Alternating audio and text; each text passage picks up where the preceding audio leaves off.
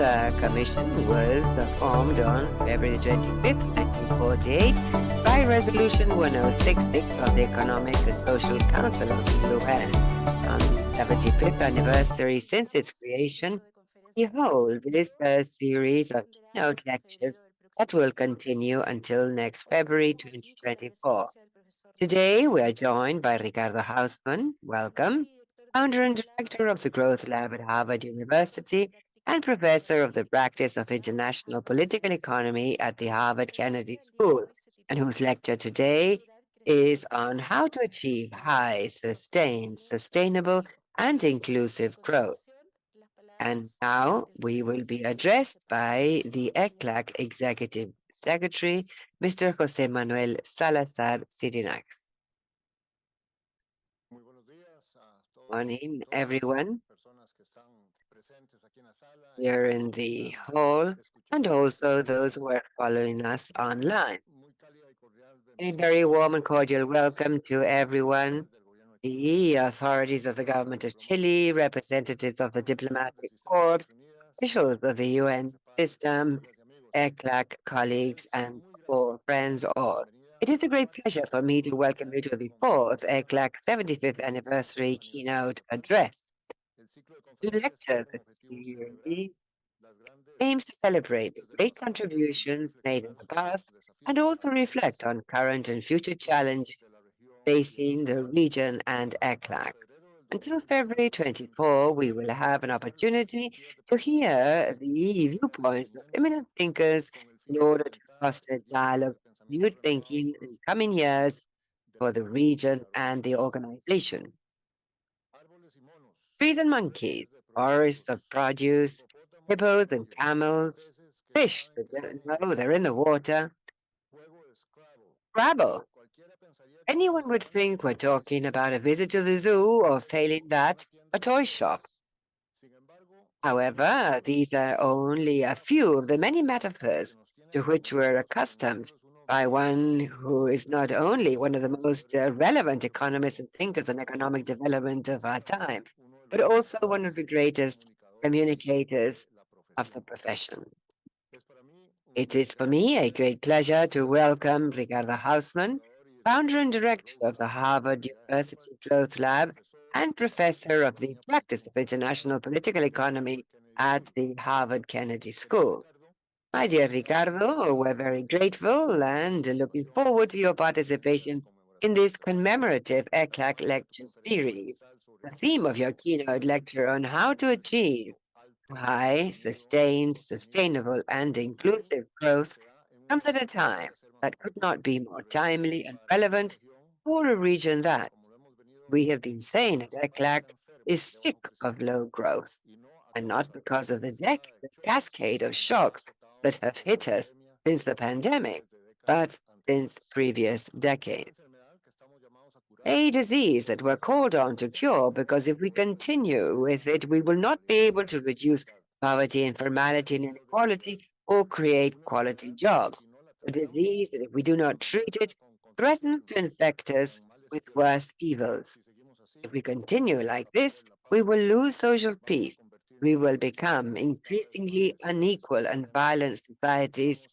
We will have more millions of people migrating and even threaten to lose democracy because stagnant economies cultivate frustration and anger in populations with no hope of a better future. Because it will not be possible to create a better future of work without creating a better future of production. These are two sides of one same coin. And as we all know, Ricardo Hausmann is one of the economists that has contributed most to rethinking productive development policy, causes of low productivity, and how the development process is largely a process of learning to do technologically more sophisticated, or as he's put it, a process of making the economic complexity of productive fabrics denser.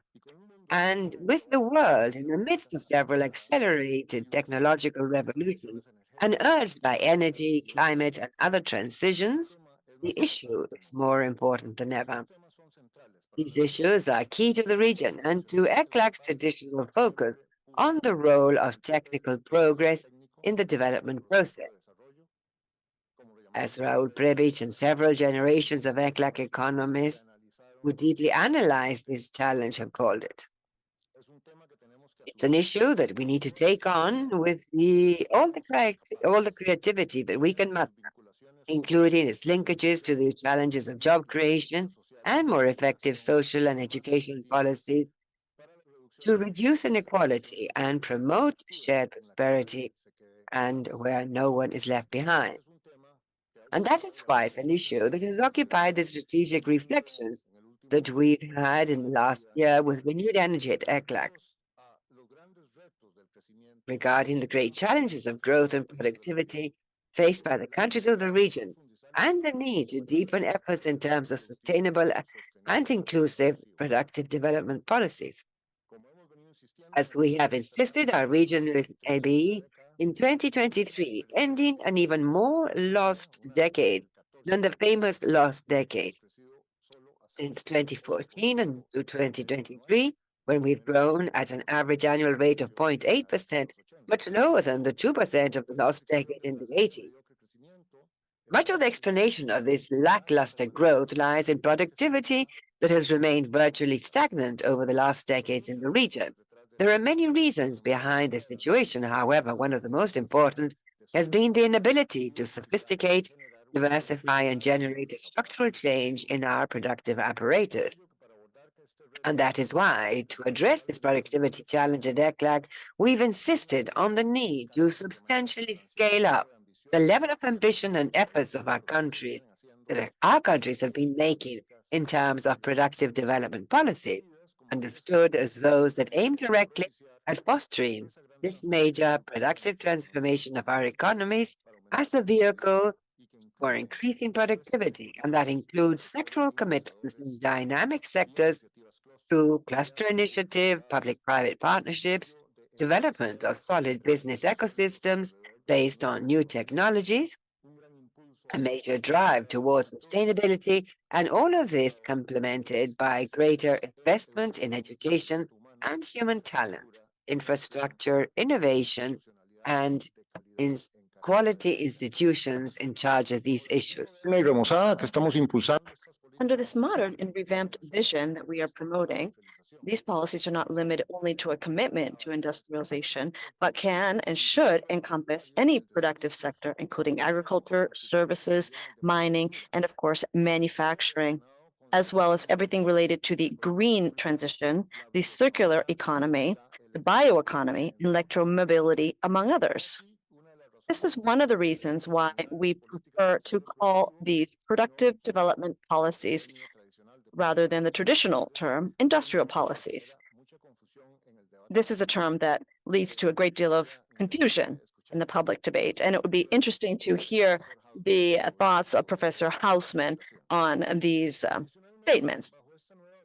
Moreover, under this new vision, we understand these policies from an experimentalist governance perspective, that is, as collaborative and iterative processes in which both the identification and solution of problems are built from the joint work of multiple actors, actors of change, public sector, private sector, academia, civil society, and also from the ongoing iterations that lead to the collective identification of solutions, and more importantly, their sustained application over time.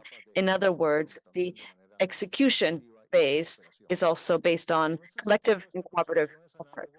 In this sense, the approach is analogous to the problem-driven iterative adaptation, or PDIA, that Professors Andrews, Pritchett, and Woolcock, colleagues of Ricardo Hausmann, have been promoting from Harvard University. We will have Lance Pritchett giving one of the keynote presentations during this series later on. It is important to note that our region is not starting from scratch in terms of these productive development policies. However, these efforts have been quite marginal with respect to the magnitude of the challenge we face. Their articulation, coordination has also been insufficient without proper coordination among the multiple ministries, agencies, actors, and levels of government. There have been discontinuous, zigzagging efforts within the same countries, to the extent that there have been lurches with changes in government. And in the end, they have mainly had a top-down approach from national governments without giving much prominence to the territories. And it is for all of these reasons that, or apart from very clear examples of success, overall, these efforts have had little impact, especially in view of our poor performance in terms of productivity. Therefore, we have the great challenge of scaling up and improving these productive development efforts. And all of this in a global and regional context that is quite different from the one we have faced in the past. On the one hand, we have to do this in a scenario in which all the countries, especially developed countries and major powers, have been implementing industrial policies explicitly. Countries such as the US with its CHIPS Act and its Inflation Reduction Act, and the European Union with its Green Deal, and China with its Made in China 2025 are promoting their driving, dynamic, and strategic sectors with clear strategy, very clear strategies. And we, on the other hand, have had to do so in a scenario where the consequences of climate change are no longer limited to narratives and warnings of some visionaries and activists, but rather palpable realities that are already having an impact on our countries, as we have quantified in our latest economic study 2025. Therefore, sustainability becomes, along with productivity improvements, an additional objective to which our productive development efforts should be directed. All of the above leads us to be strategic when implementing our efforts in this area. And that is why ECLAC will not only seek to guide our countries in their territories on what to do, but particularly on how to do this and the hows behind productive development policies. Part of these hows is related to how we organize and align the various stakeholders and actors, efforts and resources at different levels, national, subnational levels, under these policies. In other words, they are related to governance for productive development.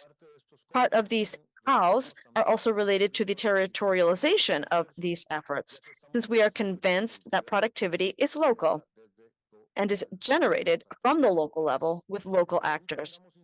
That is why we have been insisting on cluster initiatives as a way, not the only way, but a key way to organize the different public, private, academic, and civil society actors around strategic agendas aimed at improving the productivity of companies in value chains related to the countries and their territory.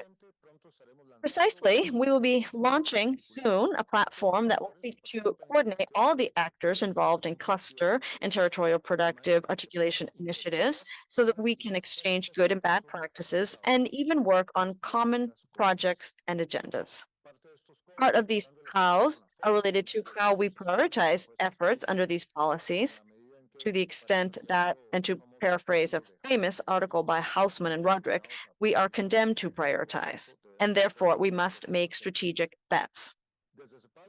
ECLAC has been proposing 14 driving sectors that we believe could guide countries and their territories when prioritizing efforts under their productive development policies. In short, the region faces a great challenge on how to implement its productive development policies. As a result, ECLAC, because of that, ECLAC is ready and willing to accompany national, subnational governments in the design and implementation of these efforts. I conclude here with this perhaps not so quick reflection on the importance of the subject that Ricardo Hausmann will be speaking about today. And I will now introduce our esteemed and distinguished lecturer. Ricardo Hausmann is the founder and director of the Harvard Growth Lab and the Rafik Hadidi Professor of the Practice of International Political Economy at the Harvard Kennedy School. Under his leadership, the Growth Lab has become one of the most respected and influential research centers on international development and economic growth. His academic contributions have had a highly significant impact on the study and practice of development, and these include the growth diagnostics and economic complexity methodology, as well as several widely used economic concepts such as self-discovery and economic complexity. His work has been published in many of the world's leading journals, including Science, Journal of Development Economics, the Journal of International Economics, the Proceedings of the National Academy of Sciences, the Journal of International Money and Finance, Economic Policy, and the Journal of Economic Growth, among many others.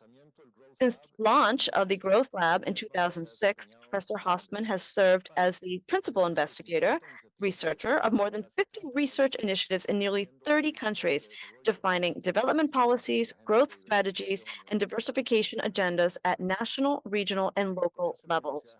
Before joining Harvard University, he was the first chief economist of the Inter-American Development Bank from 1994 to 2000, where he created the research department. He has always been an innovator and a provocateur. I remind you, for example, that one of the most provocative publications he led at the IDB was called Development Without Economics. Prior to that, Ricardo Hausmann was Minister of Planning of Venezuela and a member of the Board of Directors of the Central Bank of Venezuela. He also served as chairman of the Development Committee of the International Monetary Fund and the World Bank. He was professor of economics at the Instituto de Estudios Superiores de Administración IESA in Caracas, where he founded the Public Policy Center. He received a BS degree in engineering and applied science and a PhD in economics from Cornell University. Without further ado, I'm very pleased to give the floor to Ricardo Hausmann to give us his keynote lecture commemorating the 75th anniversary of ECLAC. I am sure that he will shed light on the what's and the how's of economic growth and productive development policies in our region. Thank you very much.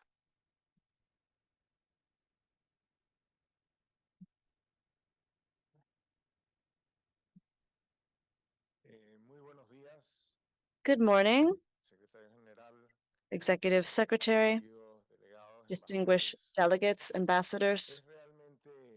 It is truly an honor for me to take part in commemorating the 75th anniversary of ECLAC. I think 75 years is a period of time that allows one to reflect upon longer term concepts and issues and ask oneself, well, what were our predecessors thinking 75 years ago in terms of the challenges we faced back then and were to face in the future? And how many of these challenges have we been able to successfully overcome? And how many of these are still challenging? I would like to also mention Raul Brevich because and honor him because back then the UN did not have an economic commission for every region of the world. Rather, Mr. Brevich convinced the UN to create the first economic commission for Latin America. And then the other regions followed suit. In fact, he began with a very clear vision with regard to what he thought the growth challenges were. And let me post a picture of Brevich with regard to, and as I mentioned, he thought about the specific growth challenges in Latin America and how Latin America could no longer rely only on raw materials, but needed to diversify. So we could then refer to the strategy he addressed to tackle that challenge. But in the end, I believe that the remarks by the Executive Secretary are very similar to what Brevich originally conceived as the key challenges. ECLAC was key with regard to developing the economic thought in Latin America and has had significant impact on many Latin Americans, specifically my father-in-law, who as a young exiled member of the Venezuelan dictatorship in the 50s, he was able to study at ECLAC, at ILPES, and ended up in Chile as an exilee, and ended up working here. And my wife and my brother-in-law surely will be commemorating this important day, the 75th anniversary of ECLAC as well. Allow me to refer to the issue of growth.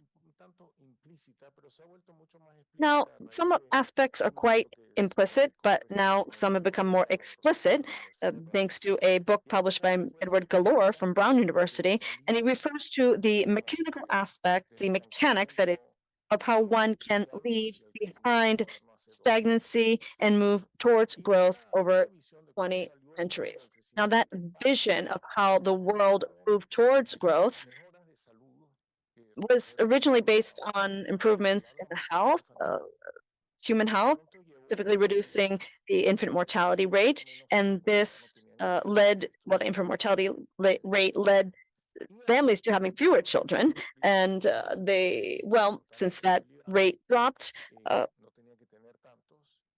it wasn't necessary for the families to have so many children. And so that led to a drop in fertility rates or birth rates. And also education came into play. Since families had fewer children,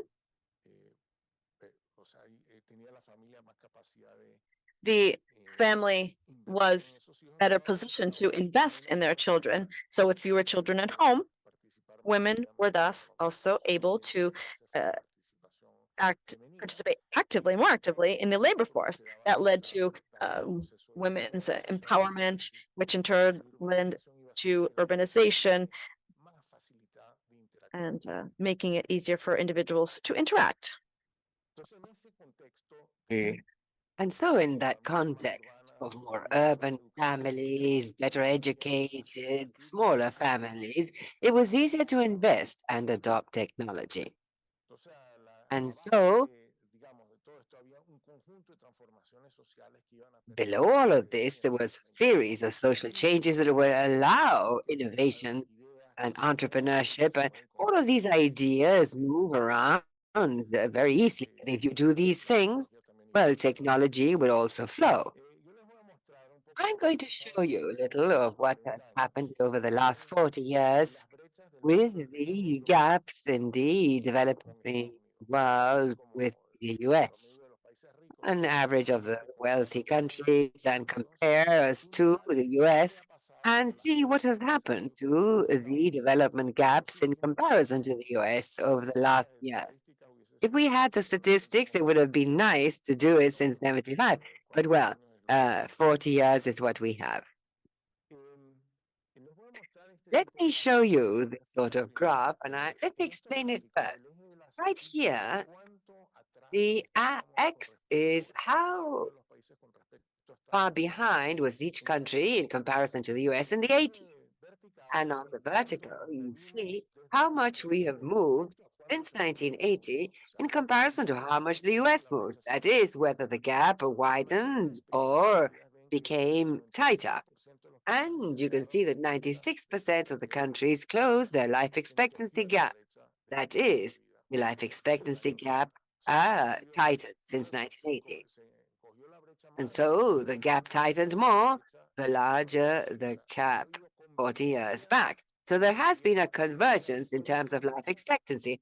And this does say a lot in terms of health, public health, of a great number of achievements worldwide, not just Latin America. And second, there has been a great convergence in fertility rates. Fertility rates in the US continue to drop, but far faster in the rest of the world.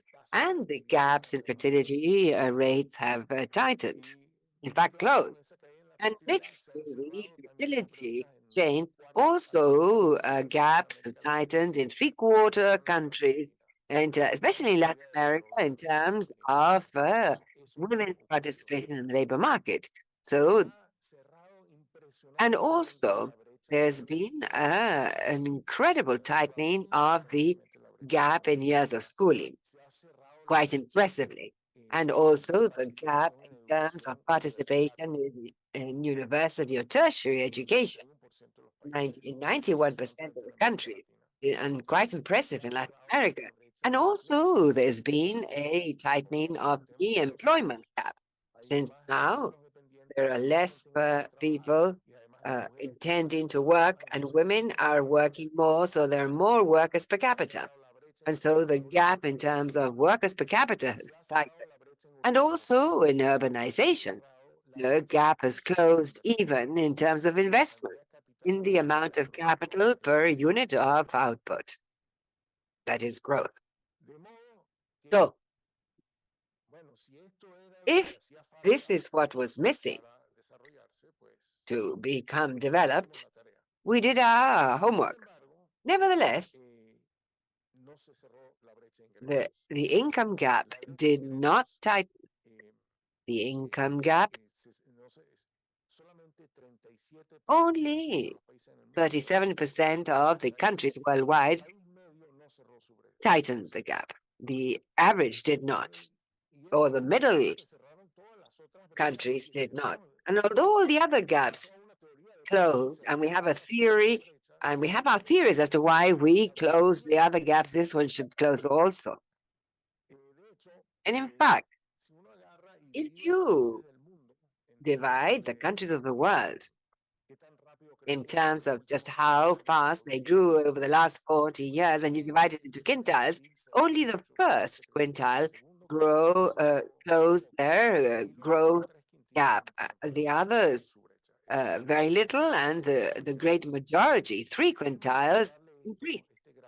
Let me show you this for Latin America. As you can see there, you have the gaps measured in comparison to the US over time in life expectancy, urbanization rates, years of schooling, participation in university education, and GDP per capita. And you see the GDP per capita quintile has not closed. And as the executive secretary said, it has expanded last decade.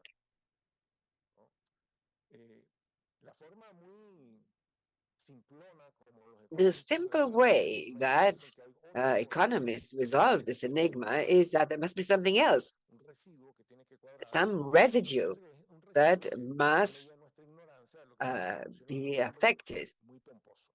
The problem is that they gave it a very pompous name. They call it the total factor productivity. And that is that the total factor of productivity has been diverging at a large scale, or despite the education gaps have closed, despite the university education gaps were closed. This means that maybe we do not understand what lies behind what they call total factor productivity. What is this rest? And so I will share with you a theory of what it is that we should call technology. And it will derive from this, what we call technology. Is it a theory as to why it has not been so easy to acquire it, and why these technological gaps have increased, although all the others closed. And based on this, I will try and devise a theory of inequality. Based on this, I will devise a theory of the difficulty in having public policy in this space. I believe that I will leave it at that, although I would have loved to get into how these things must be thought of in the context of a world that wants to decarbonize. But, well, maybe we could discuss this later on. When you take a look at technology and what it speaks of, what is essentially the way that we use to change the world from what it is to what we would like it to be? Because the world, how it is and how we would like it to be, that is a good arepa, and that it comes to hand. But the thing is that there are no cheese arepa trees in Venezuela. And so, well, if you want a cheese arepa, you need to do something. And so to change the world into one of its highest expressions of civilization. And so to do things, people need to use knowledge. Well, I'm showing you here different ways of doing things.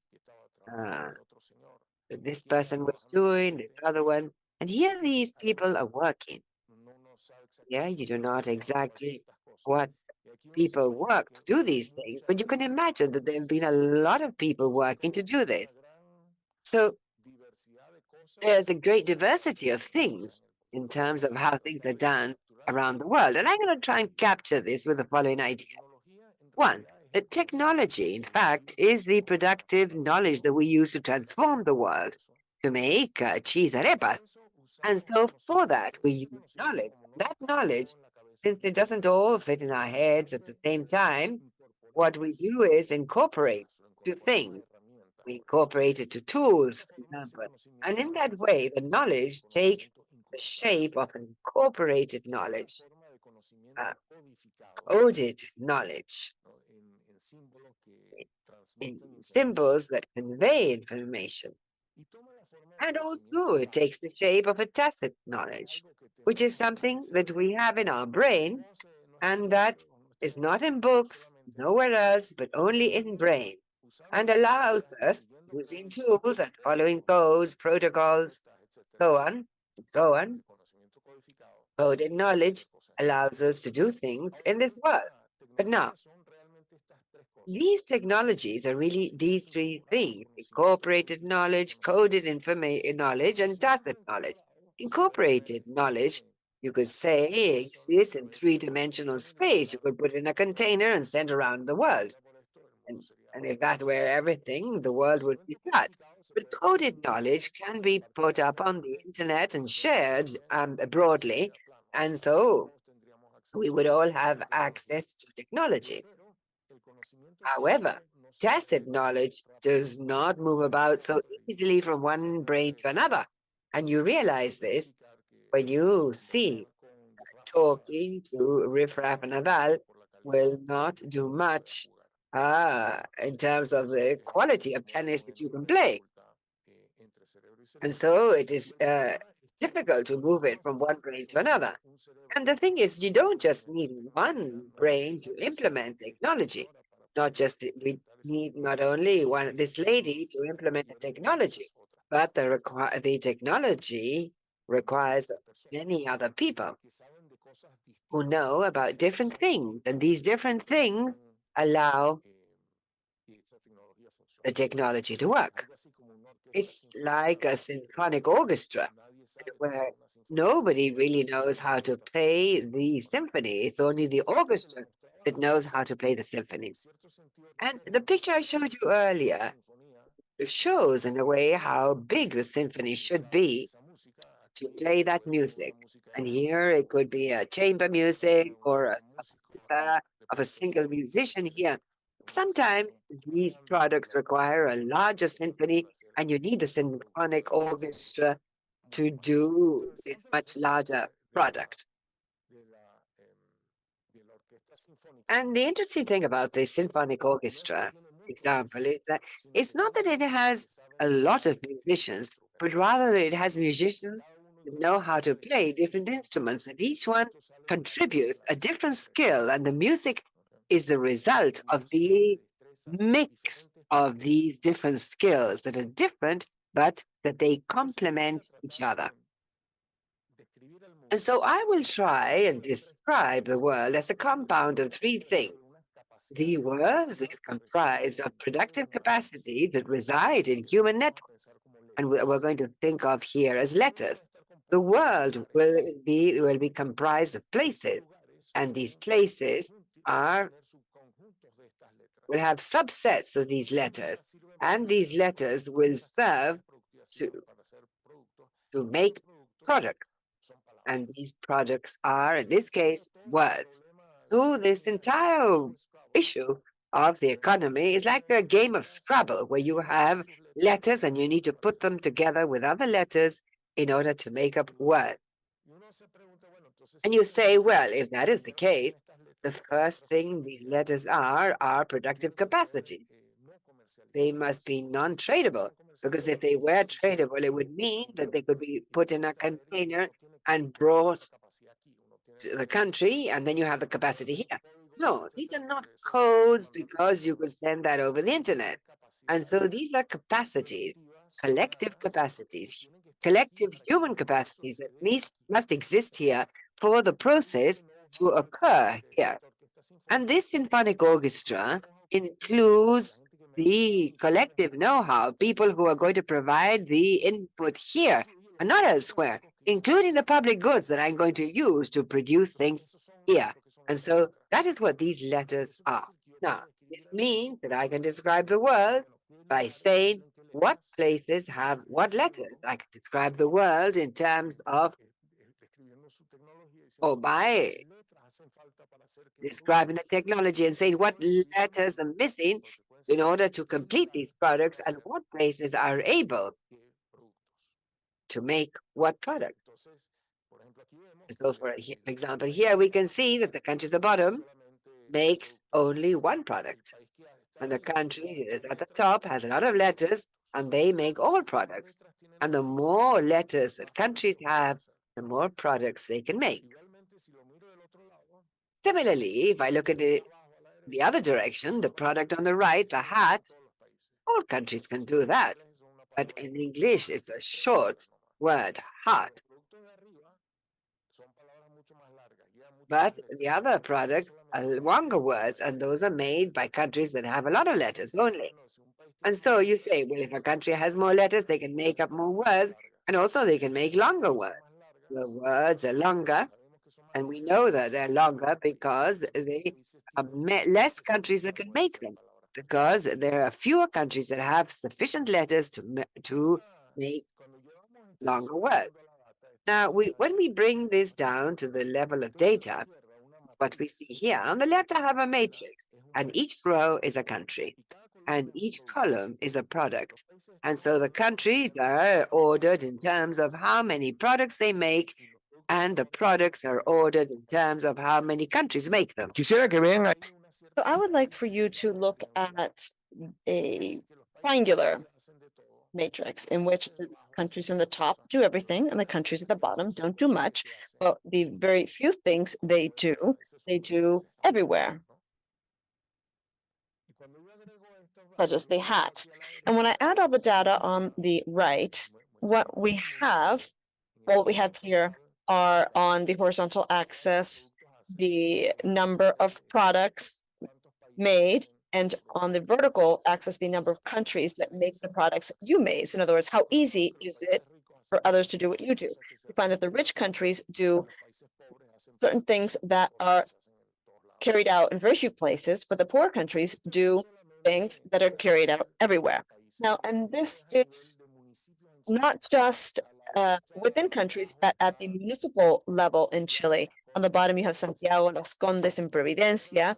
And on the left top, it's where the penguins live in San Pedro de Atacama. They don't do much, but what they do is not done anywhere else. This is the same for Mexico City, and this is for certain departments in Colombia. So it's how the world has been given only a different number of letters that allows them to do what they can, to do certain things and certain things they can't do. It depends on the number of letters they have been given. Now, earlier I showed how only the highest quintile of growth was able to close its gap with regard to US, that's the yellow line. But on the right, this refers to what happened to the number of letters that the countries had. And those who are able to gather more letters and diversify towards products that were difficult to make were those that grew quickly. And the other countries were not able to close that gap. So it would seem as though gathering a large number of letters is one of the keys to the problem. Now, here we have the evolution of this economic complexity. And here I am comparing different regions in the world. You have Latin America that's doing relatively well, but it has been lagging behind. East Asia grew, it was behind, but then it grew significantly in terms of the number of letters it was able to gather. And South Asia is doing okay. Sub-Saharan Africa has not made many changes. And again, it would seem that we come back to the letter issue. I think we're having an issue with the letters.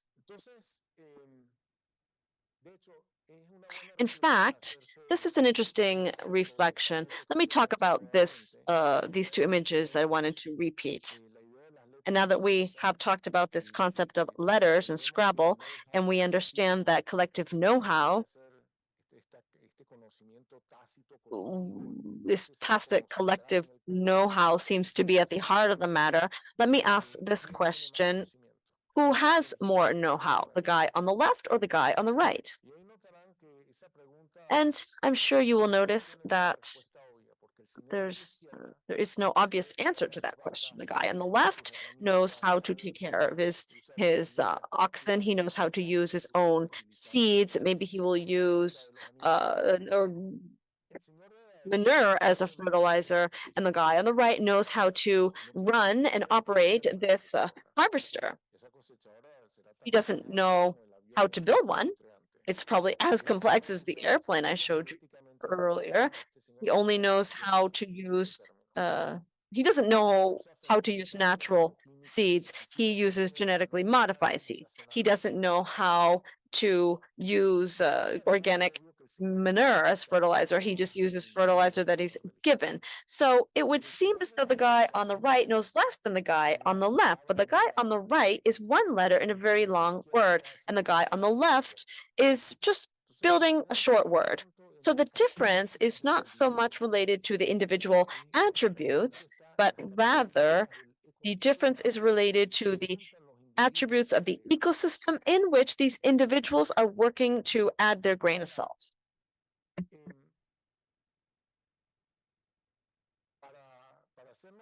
In order to make life a bit more difficult, I have another topic, and that is that it's not just about putting our heads together to make products for the market, but technology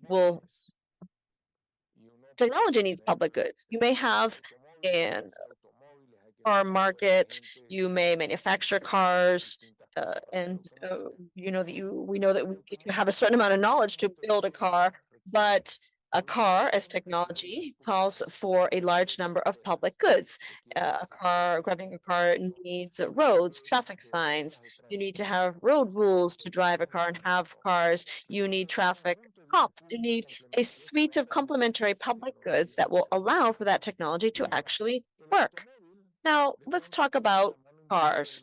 Maybe cars have the invisible hand of the market, and that invisible hand of the market, I'm breaking this all down, by the way, this invisible hand of the market allows for this very complex system to self-organize. And again, it allows for it to self-organize because it has three components that make the group's coordination easier.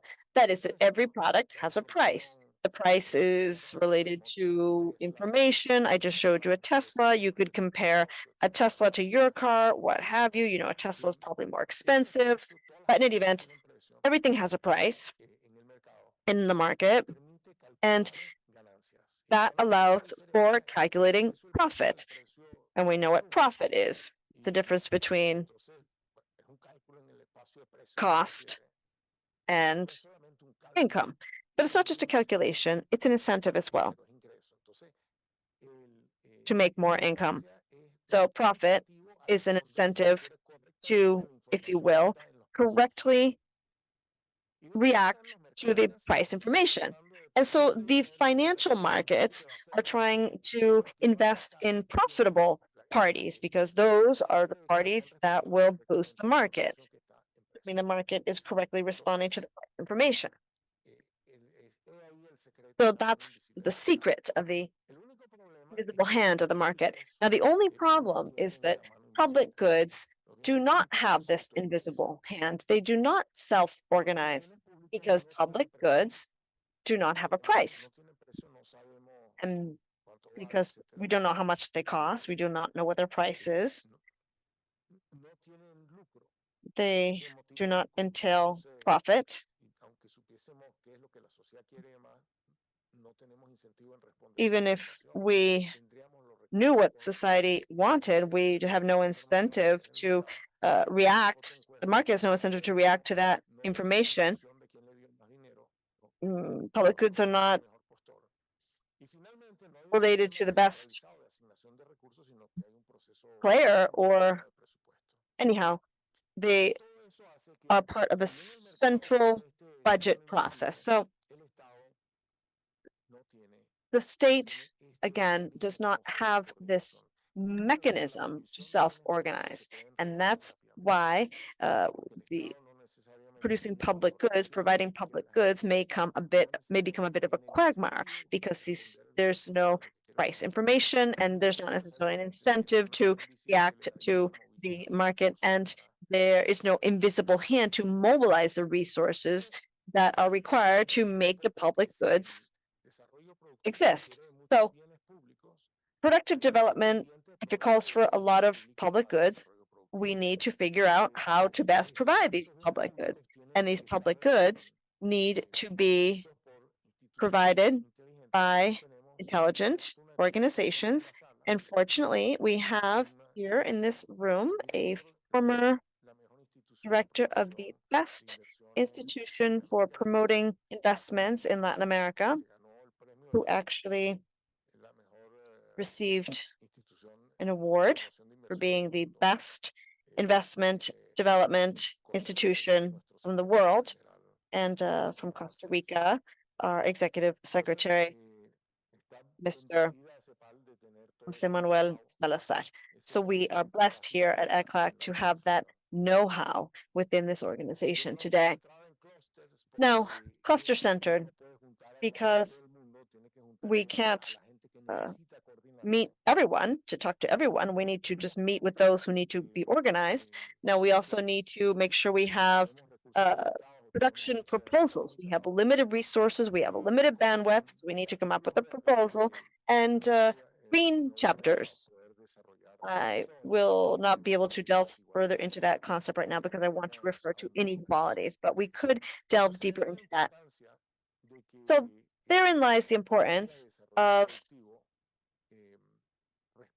making sure the productive development policies address this failure with regard to technology movement, because the diversification needs to solve a problem, many problems related to which comes first, the chicken or the egg, because the chicken can't do what it does not know how to do, and the egg can't do that either. You cannot have watches without a watchmaker, and you cannot become a watchmaker in a country where there's no know-how to make watches, and no one's going to want a watch in a country where watches are not manufactured. So again, it's the problem of the chicken and the egg. And at the same time, no one is going to want to purchase an e-vehicle because there are no charging stations, and no one is going to want to invest in a charge station because no one is going to buy a vehicle. Again, the problem of which came first, the chicken or the egg, and this is present everywhere, specifically with regard to public goods. Governments provide public goods for existing activities, but diversification calls for becoming engaged in activities that do not exist yet. But public governments do not provide public goods for activities that do not exist yet, and they will not exist unless the public goods are provided for these services. So I think that's the challenge. That's why it wasn't so easy as we thought it would be after having done such a great job in so many different areas. Now, with regard to inequality, I would like to begin by shocking you a bit with the next slide. I'm going to explain it, but I'm sure you'll still be a bit shocked. This graph is from a paper that I published with Cesar Hidalgo more than 10 years ago. And on the horizontal axis, we refer to the percentage of literacy in your country. And on the vertical axis, what percentage of the words in the dictionary you can write. So the fraction of capabilities or letters available versus the fraction of product accessible. It will all depend on grammar, correct? If all of the words begin with a single letter, I can write all of those letters, but it's very linear. There's a very linear relationship between letters and words. But if all of the words consist of 10 letters, then if I have five, I can't do any. I can't make any words. If I have nine, I can't do any either. If I have 10 letters, maybe I can make one word. But if I have 11 letters, I would have 10-letter words made with 11 letters are 10. And then you go up and up the scale. The more letters you have, the more words you can make. So the question is, are we living in a world, a one-word world, but larger words, where we have this convex relation? Well, we see that the world is very convex. We have different databases, and those who have fewer letters will do less, and they will not gain additional letters. If you have a lot of letters and you get another letter, you can do much more. And that, unfortunately, is how inequality is manufactured. It's one way, because this machine wants divergence. It wants to put all the letters in a single country, if you will. If we put all the letters in a single spot, I can get a lot more out of that. But if I put some letters here and some letters there, I won't obtain half. I will obtain very little. So the letters want to gravitate to a single spot. So if we have, for example, all the Chileans are crowded here in Santiago because all the letters want to gravitate to a certain spot. So that indicates that with regard to this letter inequality, there is income inequality to a certain point. So I'm going to demonstrate this with the Chiapas situation. We did a paper on this because Chiapas is so. We have the income per capita of the various Mexican states, and the last on the right is Chiapas, the poorest. The difference is of 6 with the federal district. And not only is it the poorest state, but also it is the state that has grown less. And so the gaps with the rest of the country have been widening. And inequality is not only between Chiapas and the rest of Mexico, but inequality is within municipalities within Chiapas. Tuxtla Gutierrez is the wealthiest in the capital, and the other municipalities are poorer.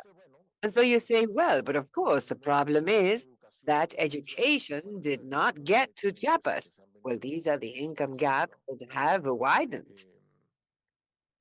But we take a look at the education gaps, and the education gaps have been closing, not widening.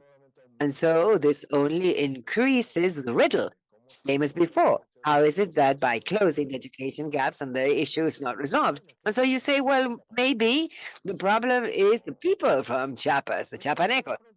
And you say, well, but if the problem is the Chiapanecos or is the problem Chiapas?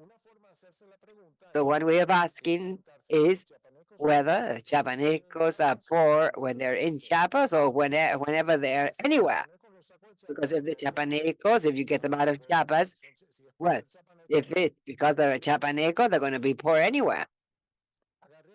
So let's say 100 is what a non-Chiapaneco Mexican lives when they live in their own state. So a Chiapaneco, when they live in their own state, they earn significantly less. Now let's take the Chiapaneco from Chiapas and ask how much they're earning. You say, no, you cannot compare this because migrants are different to the people who actually reside in an area. It's okay, let's not compare Chiapanecos with those who did not migrate, but let's compare those who did migrate with those who did not. So this is what a Mexican that migrated from their state earns, right? And here They earn a bit more because they were right to say that the migrants are more entrepreneurial and they want to do things and so on. But Chiapanecos, when they're outside Chiapas, they earn the same thing as other Mexicans when they're out of their state. They're only poor in Chiapas. And so the problem is not Chiapanecos, the problem is Chiapas. And so we can measure the economic complexity of Chiapas. We can not the letters of Chiapas. We can measure the economic complexity for Chiapas, like we did for Chile and Mexico. And when we need to explain why certain places are poor, well, partly it's due to education. Chiapas had less education. Also, Chiapas is more indigenous and it's also more rural. And all of these things are true. But the variables that most explain it is that Chiapas has less letters. And so when Chapanacos are in Chiapas, they have few letters. If you go somewhere else that has more letters, they can take part in longer words, and that's it. So that is a very important message in terms of inequalities among regions. But it is not among regions, it is also within cities. Because in cities, the letters must be grouped with others. You say, well, how do you do that? So you say, well, we must group letters. But that's not easy. It's costly, and it's costly not only in transport costs, but in terms of the time that it takes to go and work. And this means that if a city is highly inefficient, it is very difficult to get to work. And so enterprises need to compensate the workers for them to go to work. And so the workers also become higher cost and so competitive. But then maybe the workers want more incentives and looking for other alternatives to going to work. And the alternative, with the alternative, set up what they would call like a jumbo, or in Spain they would call a chiringuito, a chiringuito. That's what they would call it in Spain. There must be a chicken word for that as well. And like they say, like a kiosk. So neighbors go to the market and they buy things and then they sell them to the neighbors and they make a profit. That is an informal business. That is why when we take a look at the informal sector, it is far less spatially concentrated than the formal sector. If you go to the formal sector, you need to physically go to work and incur in all of these expenses related to transport, for example. Whereas the informal sectors imposes far less transport costs. And this means that people have less access to work. And so this is for the city of Bogota, the location of the formal jobs. And this here is in red, you have where people live. And people live very distant from formal jobs. And here you can see the more informal activities within the city of Bogota. And so this leads us to ask about inequality. And one way of thinking of it is that, well, inequality is like a cake or a pie, and the pie is not well distributed. But maybe the issue of the inequality is that people allow others to make different sized pies because they allow them to mix the letters with very few others, either because they live in municipalities where there are few letters or because the grouping their letters costs so much. And so this means that there is an essential part of inequality, which is the inequality of productivity. It's not inequality in the distribution of income, it is an inequality in the generation of income. And so this means that there is a certain tension between redistribution and inclusion. So, redistribution versus inclusion. I'm going to do things so that you can group your letters with other letters. And redistribution in certain sense, and since I did not include you, you are poor, and since you are poor, I'm going to send you a check and I'm going to compensate you for your exclusion. There must be an optimum halfway between the two, but inclusion is high cost. I need to have a budget for inclusion, and it cannot be empty because it has all been assigned to redistribution. So these are the ideas that I wanted to share with you today, and I'm sure that we will have a great debate now. Thank you.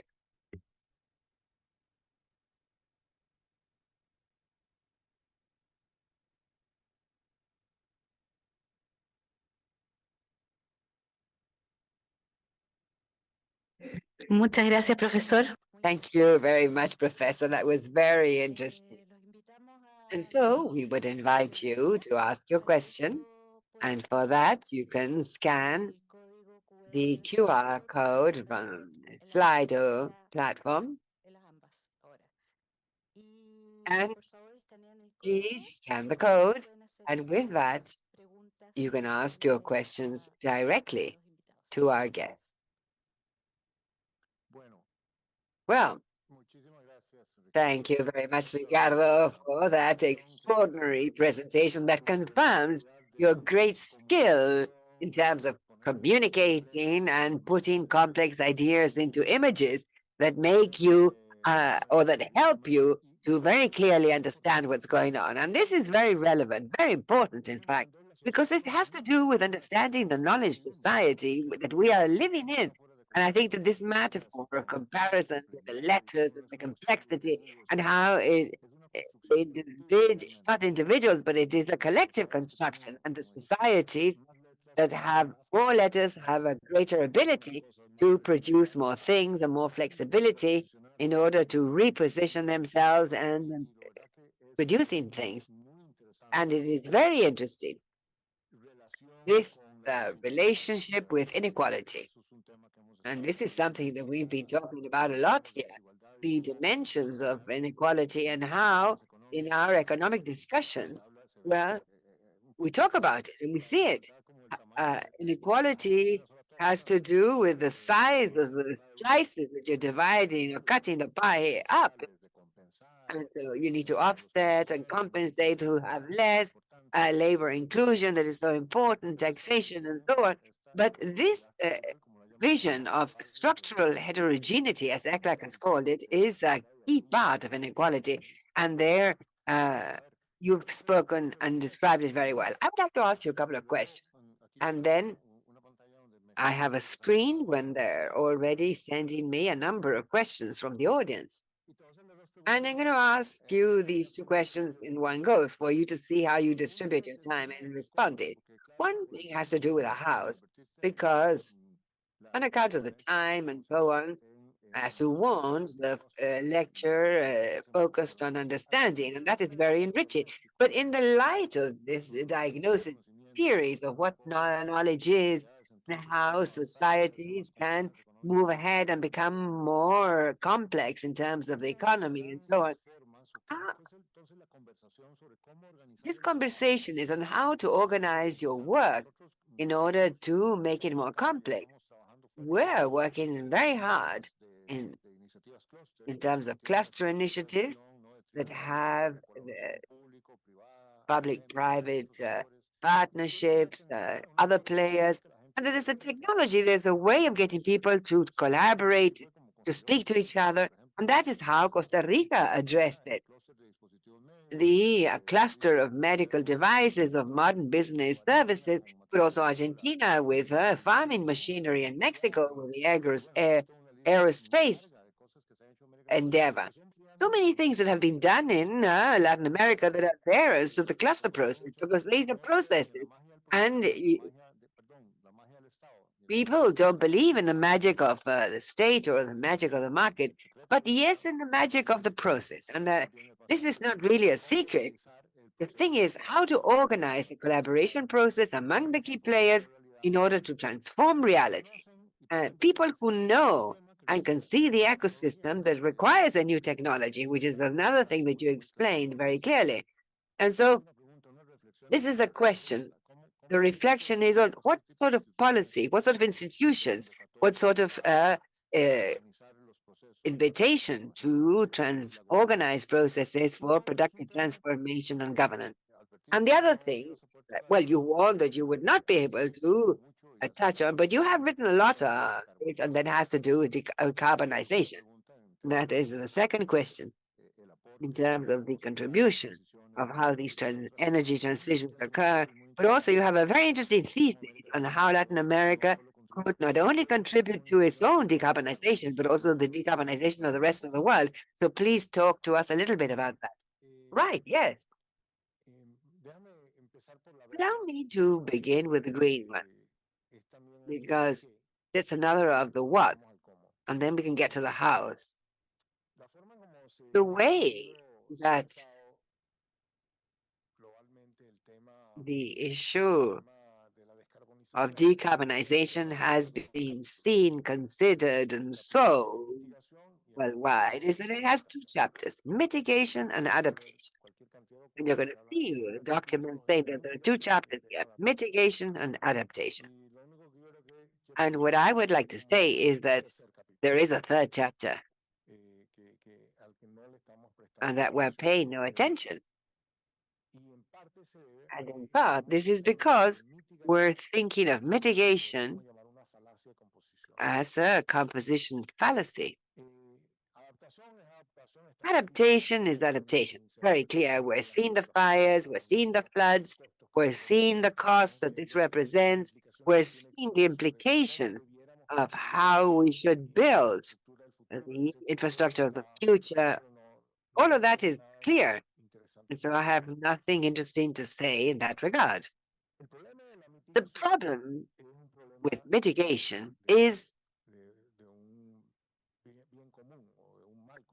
a common good or a common evil, if you like.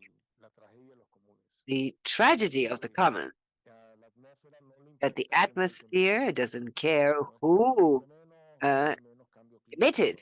It's not that whoever emits less does not have climate change. No, it is a shared good or a shared event. And so, since in the world there are countries that do have emissions and others that don't. And so that is what they did in Paris. And so they said Bolivia needs to go to COP28 to say what they're going to do to reduce their emissions and so on and so on. So the chapter that is missing is that in order for the world to reduce emissions, the world will need many different things. And so who is going to make the things that the world needs in order to reduce its emissions? What should we do in order for the world to be able to reduce its emissions? And here there are two chapters. In order for the world to reduce its emissions, we have to electrify everything that can be electrified. And we have to, if there's a clean way to do this, well, fortunately, we have a certain technology available, solar panels, for example, windmills, batteries, e-vehicles. We have a few alternatives and others that are on the way, but in the end, all of these items call for a certain amount of minerals and value chains so that the world can purchase the things that will allow the world to reduce its emissions. Now, those minerals call for a mining boom. Someone needs to produce these, and they need to be processed. And today, they're all being processed in China. And the world, for geopolitical reasons, is facing this funnel system in China. For example, the Chilean copper is processed in China, Chilean lithium is processed in China, and everything is processed in China. This is something that the Chileans are concerned about, as well as others. And Chile, I guess, was right in doing it this way, because Chile does not necessarily have a competitive advantage in processing minerals in Chile. And maybe they did not know how to do that, or maybe it's just a very energy intensive activity. And while Chile imports energy, so it doesn't make much sense for it all to be processed here.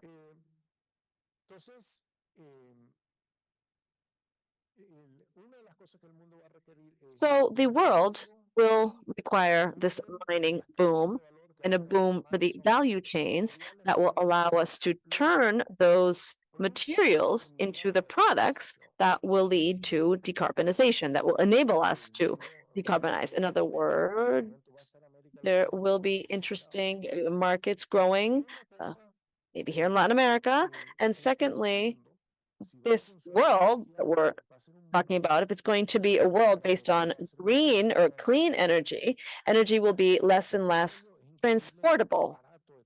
Oil is extremely cheap to transport because it's based on volume of unit and price. Solar energy turned into power is very difficult to transport. Hydrogen is using it as energy is very expensive and extremely difficult to transport.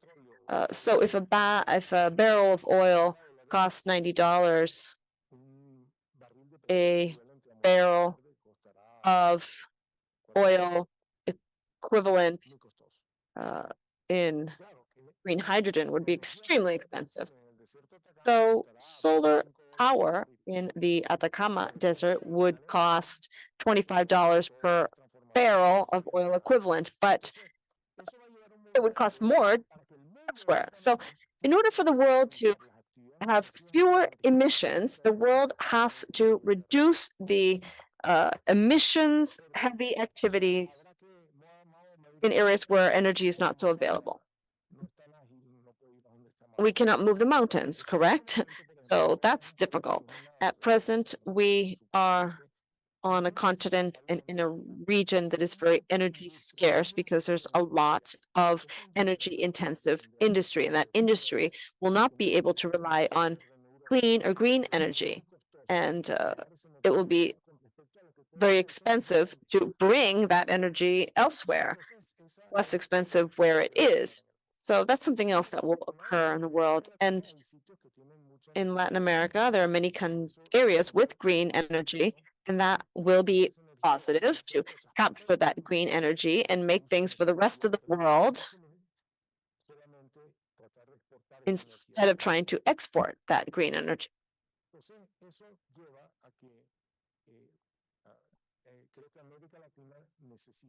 Therefore, Latin America needs a strategy to be a player in the big markets of the future.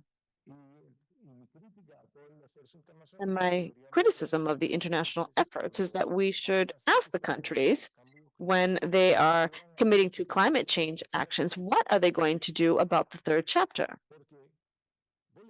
Because Bolivia today is sitting on the largest lithium mines in the world.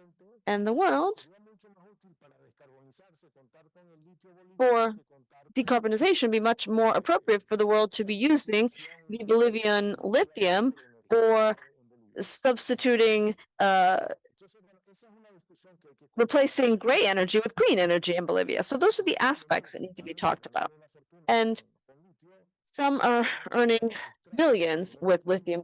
For example, Australia, where they have very little lithium, and Chile, second, which has half the amount of lithium that Bolivia has. Because in the end, in order to produce lithium, you not only need lithium reserves, but you need a mining policy that will resolve the conflicts related to the production process. You need technology policies that will also allow for resolving the technological issues for mining production in each space, in each location.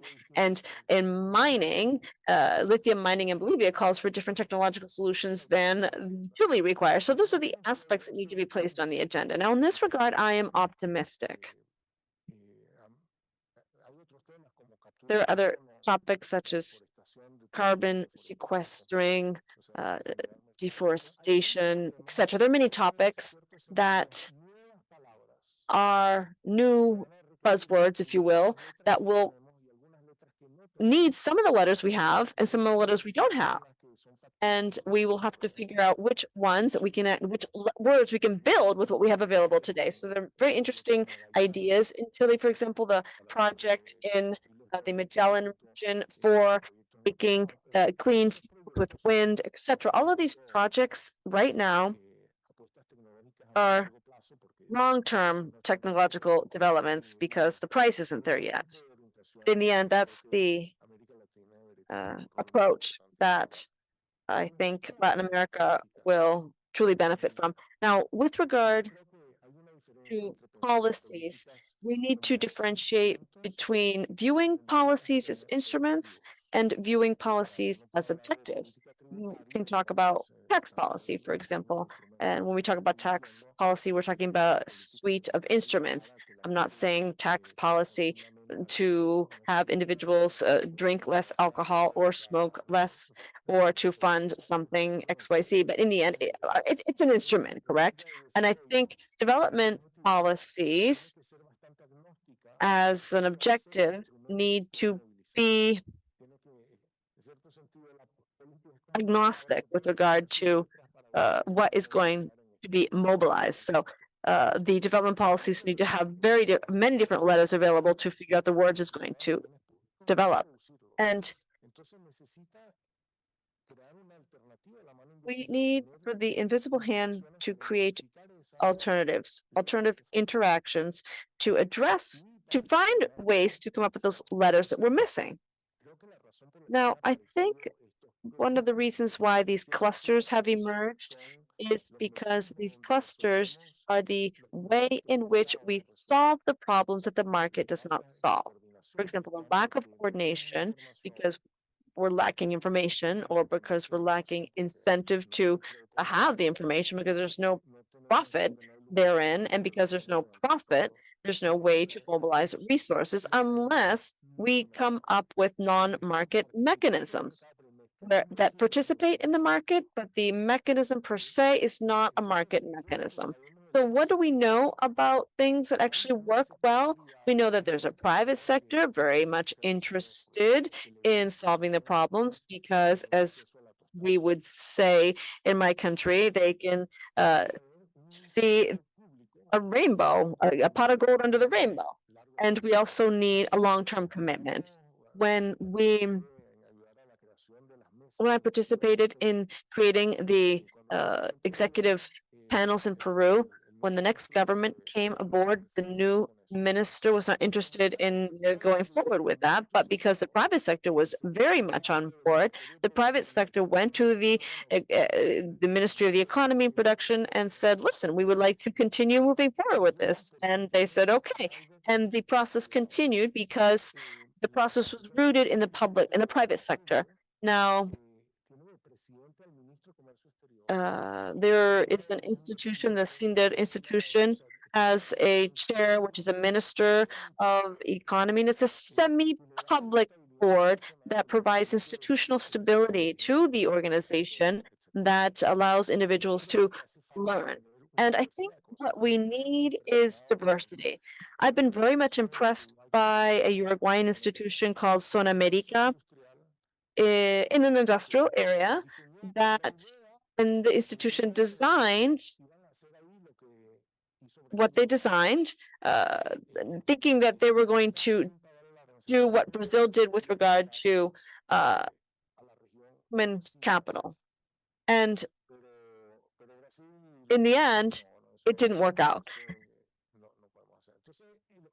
So what they came up with this investment and they had the investment near the airport, near the ports, and primarily near the port because it was going to be very industrial in nature, but they realized that their initial idea was not going to pan out.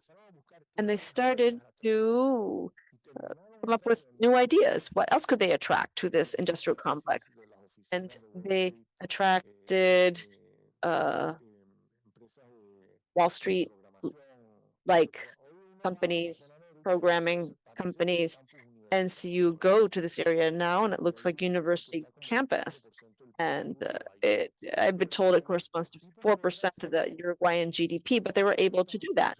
In order to attract these institutions, they had to ensure that there would be satellite communications. And there was telecommunications, a state telecommunications monopoly ratified by referendum. In other words, impossible to change. And that state telecommunications monopoly did not offer satellite communications. So they had to come up with an exception to negotiate satellite communications in order to give that quote unquote letter to that industrial complex that would attract all the other letters. So the example, I like this example because it refers to an institution that is exploring various possibilities, exploring what letters are missing, and it had enough lobby capacity, coordination, and administrative capacity to bring to get the letters it was lacking. So there are many industrial zones in the Dominican Republic. They're all private, but they're coordinated under what they call the Dominican Association of Industrial Zones. And this institution involves all the owners of the real estate complexes, and they want people to come. And so they're knocking down the doors of investors. And while speaking with the investors, they're realizing that they're missing several letters.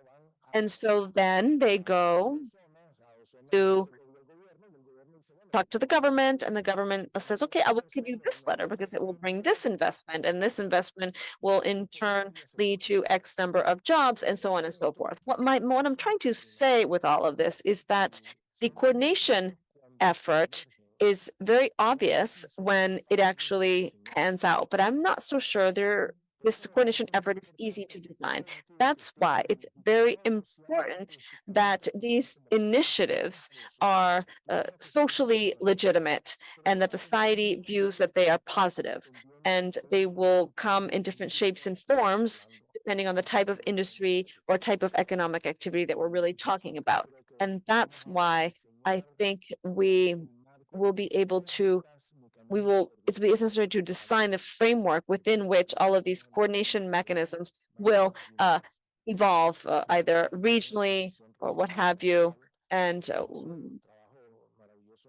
there's a ECLAC consultant who is a great acquisition of ECLAC and worked in Colombia and realized that a lot of the coordination that is missing so far is missing at the regional level. So I don't think that the solution is for us to write down the definitive formula for this, but rather this will be a coordination mechanism, but there needs to be smart institutions behind this. I've always been a fan of having development banks for pioneers, where the pioneers, that is, people who want to diversify or do something novel, know that they have a bank interested in funding them.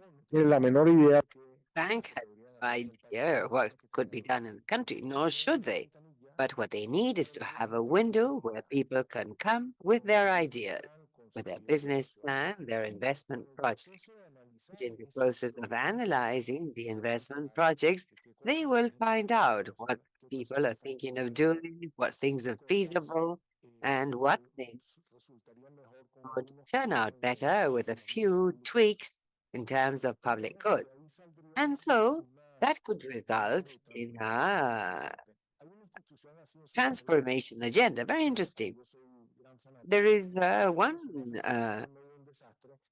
thing that I'm a fan of, and that is South Africa.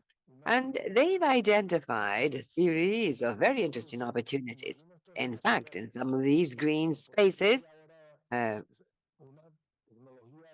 yes, a technology of batteries that use what they call redox flow batteries. The chemistry is different, but well, it employs vanadium. And so they're making vanadium batteries. And for the mining country, well, they should have this capacity.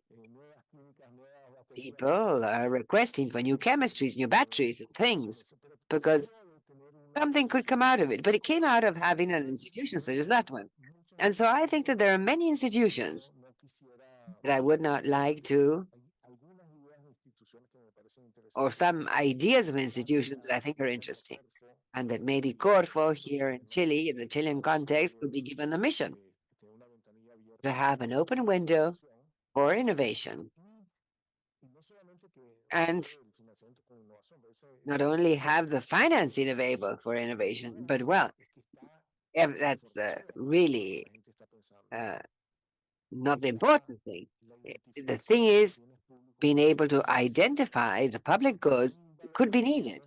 So there is an added value there. It's not the issue is not the lack of financing. The issue is coordinating the public response. Very well.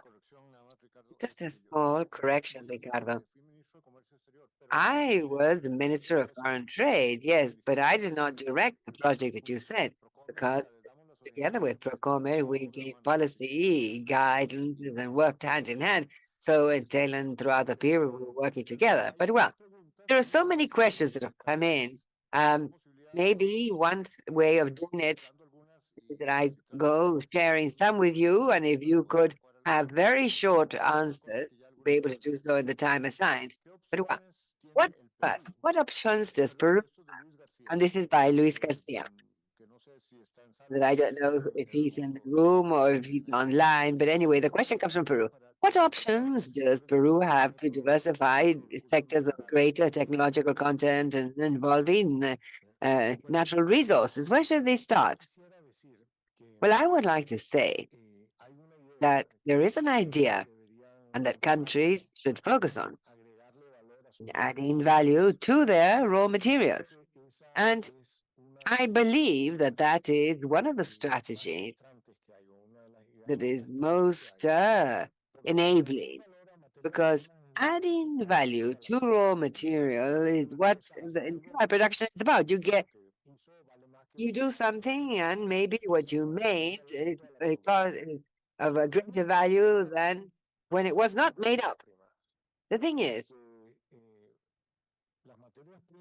that raw materials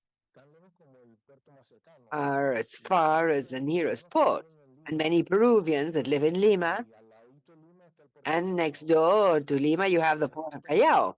And so all raw materials are in the port of Callao. And I'm saying this because if you are thinking only of those things that could be done with the raw materials that you have, you're going to be looking at a very small part of the array of possibilities. Now, if you're thinking only of raw materials, you will never end up in gastronomy. And Peru is now a world gastronomical focus. But it's not because the seafood was there, it was because Gaston was there. And so, and Los Andes used to be a desert. You say, well, what natural resources do we have in the desert that were important? Well, you had sun and good weather to be able to film. So there are so many spaces of possibilities that are not necessarily anchored on raw materials. And so don't devise things that only have to do with a local raw material that would restrict your imagination and creativity. We learned, we covered that the things that we did in the office, we can do them at home. But the thing is that if you could do them at home, you could do them anywhere. And so I think that you have a tremendous World Trade and Service with co-businesses that could be done remotely. And these things are happening already. But Latin America, with a wage differential with the US, could provide a number of professional services to the US. And where are the raw materials there? So I think that this obsession with raw materials restricts. Because when I come here to Chile, we say, well, here we have these strategic wagers, lithium and green hydrogen. You say, I think that's fine. You have two, but you should have 20, not two. And they don't necessarily have to do with natural resources. Very well. Okay. Very provocative and correct, I would say. Well, here, Ricardo Monjes from Costa Rica has given the evidence shown and the role of public goods. Where should the countries of the region begin to increase the availability of letters? And the other, because related in nanomulder, how could countries that are specialized in just a few natural resources acquire more letters?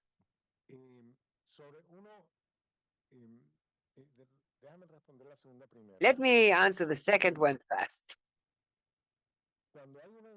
When you have an industry of clocks, well, it's easy to train clock makers. So if you have no clock making industry, where will the first clock maker come from? Well, typically they come from clock making countries. What we find is the diversification, which is something that happens not very frequently. Diversification occurs disproportionately with these international connections, with migrants, either individual migrants or migrant companies and FDI, but migration plays a very important role. And there is one competence. It's a matter of attracting migrants, and there's one area where Latin America is absent. In Latin America, there are significant restrictions to migration, and they have a bias towards restricting the highly qualified migrants, not the low skilled, the highly skilled. We've seen this in the case of Peru. Peru was a poem worth studying because Peru closed the doors to migration, but opened two windows on the third floor. And so the people need to climb the walls and they get in through the windows on the third floor. Migration for Panama is totally strategic because Panama has comparative advantages in services, human capital intensive services, and has far more potential than the capital to migrate human capital. Since we had this pressure and they had the possibility, they opened up the two windows.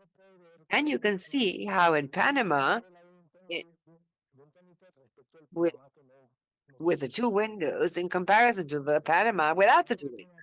The Panama that does not have access to the two windows needs to have at the very most 10% of foreigners per enterprise.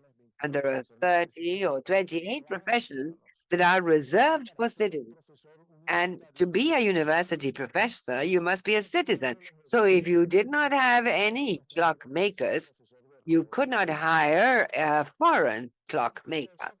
And so, like that, I think that the many similar situations. In Colombia also, there are restrictions, de facto restrictions to practice a profession. You need to graduate. Latin America has just gone through this natural experiment. The Venezuelan diaspora and a lot of the Venezuelan physicians came to Chile, not because it's very near, but because in Chile there is a way of actually being able to practice. There is an examination, and there's a number of Venezuelans that passed the exam, but it did not exist in Colombia nor in the rest of Latin America, but yes, in Spain. So Venezuelans ended up either in Chile or in Spain on account of the restriction, because they're restricted in other places. So Venezuela invested millions of dollars in sending their people to be trained in the US to offset their universities, and now they pay $8 a month to their university professors, and so they've all left, not surprising. And they get employment in the universities in Latin America. It is a supply shock, and they don't absorb it. So one form of diversification is migration. Another form of diversification is foreign direct investment, FDI. And you say, well, isn't this crazy? But when you want to know about something and you don't know how to do it, you acquire an enterprise that doesn't know how to do it. And then you see how you integrate. It's the same as FDI, but the other way around. The knowledge comes, but the dollars went out instead of coming in. And so When I speak to people in Chile, they say, no, imagine Codelco investing abroad. No, that makes no sense. Codelco is Chile. So that is what the private sector does all the time. Buying enterprises that know how to do a certain thing. And there are some countries that live off this. They create these companies and sell them. Israel makes their money by creating these enterprises and selling them off. So they have no way to grow in Israel, so they sell them elsewhere. And they earn a fortune in the process. So this idea, I believe, has not been explored as a form of diversification. And then the second question, which was originally the first question, was on how to produce public goods. Well, to have an idea, if the thing was the rule of law, the administration of justice, and a few other things, it would be easy because these are not very many things. But public goods are what thousands of state agencies do and what is written in millions of pages of law. So it is a space of a high dimension space and very specific. When I landed here in Santiago, I had to fill out a form saying that I had nothing food related because the state does not want to have any infections and diseases here to affect the agriculture. So everyone fills out the form. And there are millions of these things. It's not a matter of saying this public good or the other public good, but rather you need to think of your meta issue. What is the process through which these things are identified and done? And these will be expressed in changing the way of operating of thousands of public entities and changing the way of how we have written millions of pages of law. But that is the process.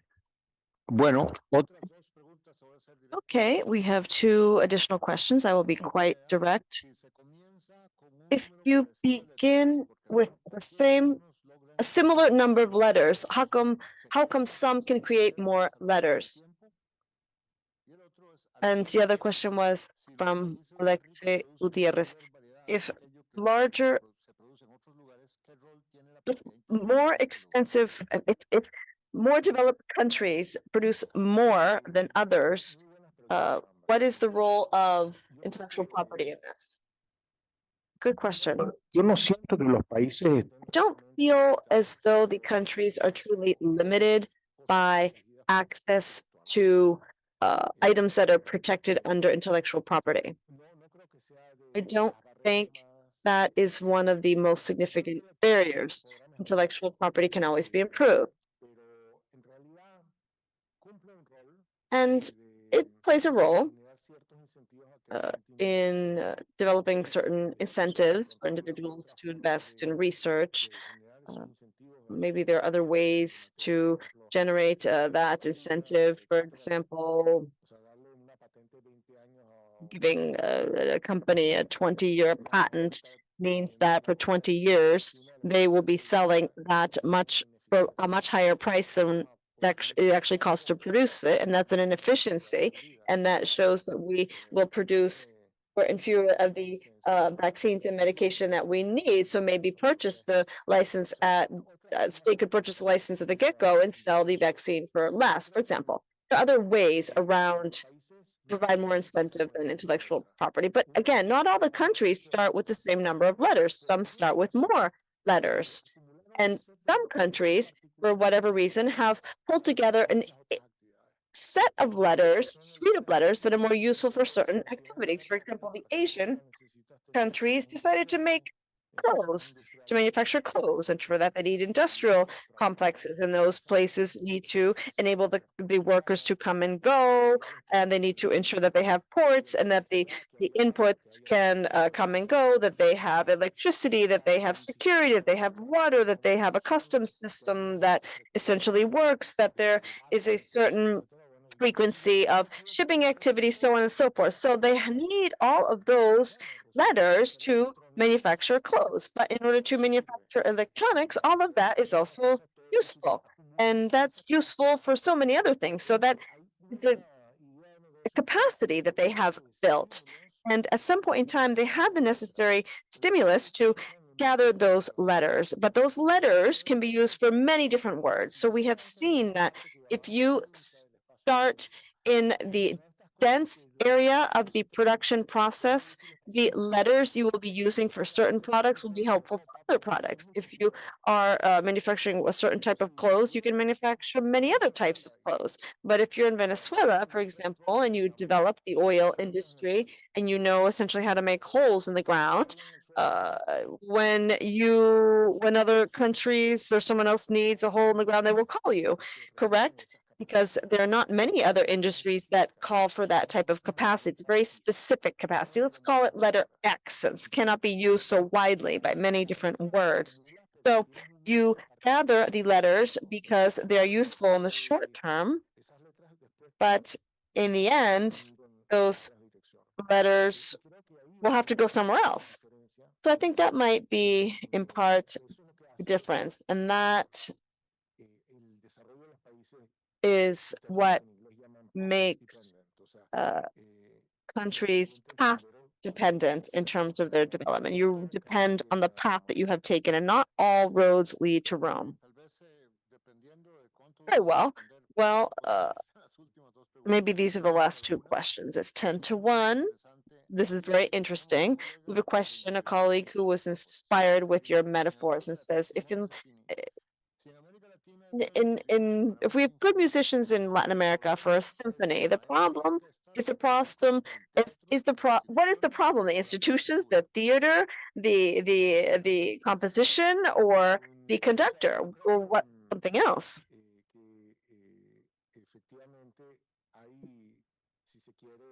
Well, let's say that there are many letters, but you need to pull them together. And the role of the entrepreneur, and to a certain extent, is, well, an entrepreneur does not necessarily have the know-how, but the know-who, to know where to find those letters and bring them together. Now, in keeping with the metaphor, you could have the conductor of the orchestra. The conductor can be imported. There are countries in Latin America where when people start to pull together the letters, some people try to get involved in the business and what have you. And they make this sort of hostile environment at times. So typically in those countries, well, I haven't had an opportunity to work, including in Venezuela, but in many of the countries where I work, I have seen that there is a willingness to get organized. And what in the end occurs is that the letters are not available because the letters are specific tasks. For example, you may have cold water for salmon, correct? But that's different because what happens if your salmon gets sick? You need to know how to put in an end to salmon disease, and for that you need to have certain letters that you can develop. And then, well, Chile developed those letters following a crisis, and those letters are useful for a large number of other activities. We haven't seen what yet, but part of what was missing was that. And for example, the white spot on the shrimp in Ecuador practically decimated that industry, but they came up with a solution, technological again. So each industry needs a set of letters that you don't even know you need them until you actually start operating. I don't think the letters are available. I don't think they're there. You need to, if they're not there, they're not a given. You need to gather them.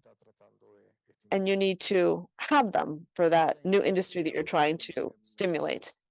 All right, then, maybe one final question from Paulo Chobet, and I'm going to take a break. The question is, how can we provide incentive to governments in the region when there is limited political will to invest in long-term processes for creating this capacity to gather letters? I think that's an excellent question to wrap up. So if we all agree that that's what we need to do, and we have our productive development policy, and how can we scale all of this up?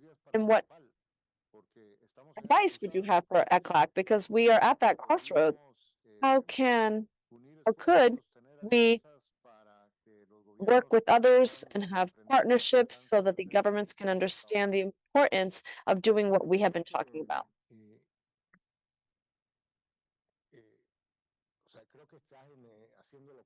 I think you're doing what's right.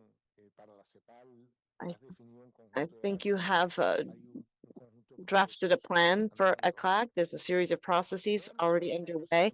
Allow me to mention something that is of great concern to me in Latin America. I mentioned that we have significantly closed the education gap, primarily in higher education. That's closing very quickly. We are also closing, but we're closing much slower the public education gap. And in terms of science,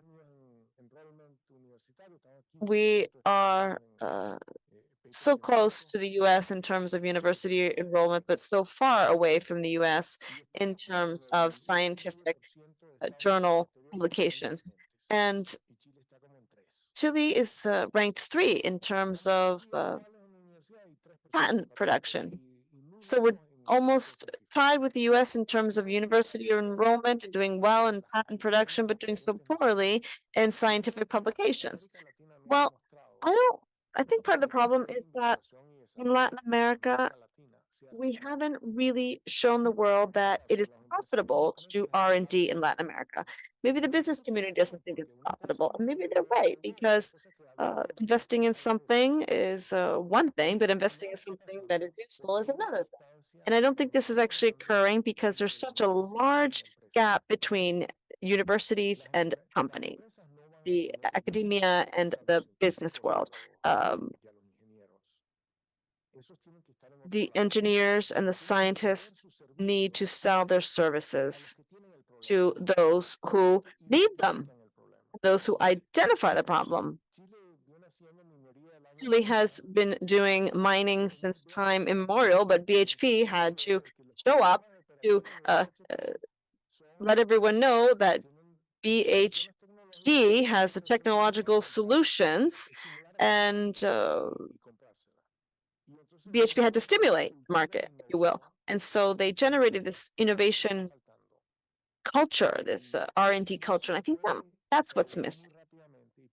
I think this could be quickly developed, but in order to develop this, you need to have that conversation. You need to have a conversation between the academic world, universities, and the business community, companies.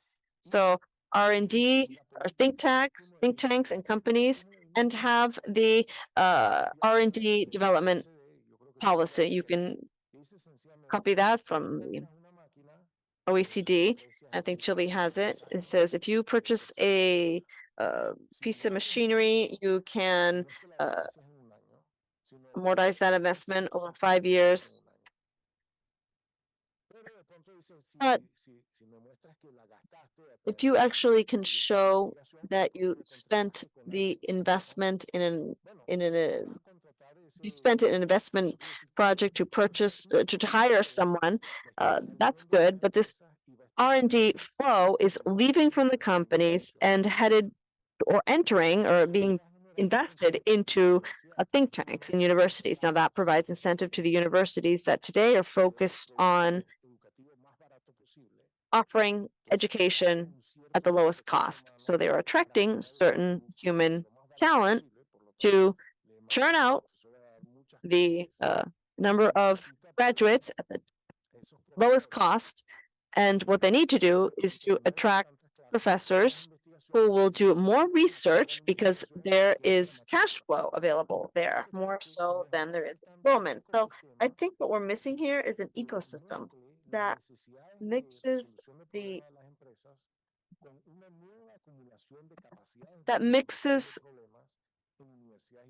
a new capacity to solve problems at universities and at think tanks, problems that will serve the businesses. And that isn't there yet.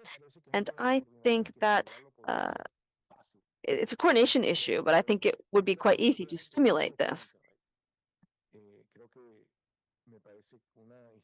Realmente bastante única en la región. Tiene Now, there is an organization that is very unique in Monterrey. It has 32 technological parks and is really focused on doing that. And that's why Mexico is doing so well in the lead in terms of the number of patents per capita. All right, then, it is 1 p.m. We received an avalanche of questions. Sorry to those who submitted their questions and we were unable to answer them. Well, please send me the list of questions. And again, I would like to thank Ricardo for his presence here at ECLAC, talking about subjects that are so important for Latin America, subjects you have reflected upon throughout your entire career, and you continue to come up with proposals and ideas, and you're so proactive. And we have jotted down many different ideas, and we have a long laundry list of tasks and hypotheses for the future. And we will try to keep you close to continue batting back and forth ideas and plans, because this is truly essential for regional development. We are falling behind other areas. So a round of applause again for Ricardo. Thank you.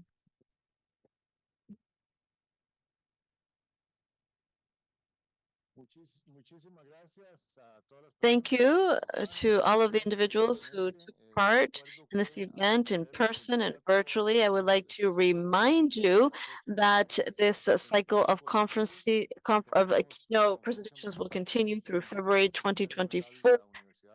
We will hear from Winston Dukerin, the General Secretary of the Euclid University, on October 25th. And we have several conferences for the rest of the year and early next year. I would like to invite the directors here to join us for a photograph for the annals. Thank you.